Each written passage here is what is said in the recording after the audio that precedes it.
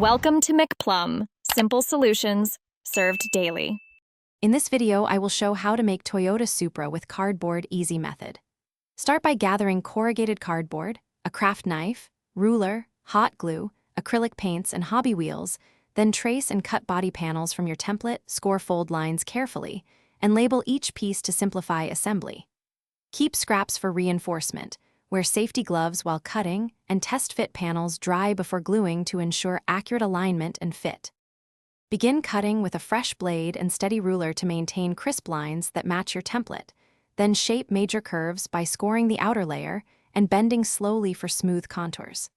Assemble the chassis first for a solid base, then add fenders and hood using tabs and hot glue. Test fit wheels and modify wheel wells as needed, sanding edges lightly to remove roughness before priming for paint. If you are enjoying the tutorial, please subscribe and like. It really helps the channel grow and lets me make more easy craft videos. On another note, quick recommendation. Consider the Echo Dot smart speaker for background music while you work. It brings your space to life and pairs great with craft sessions. Check the description for the link and other deals. Now let's get back to the video. Assemble the body by gluing tabs and reinforcing internal joints using layered cardboard strips.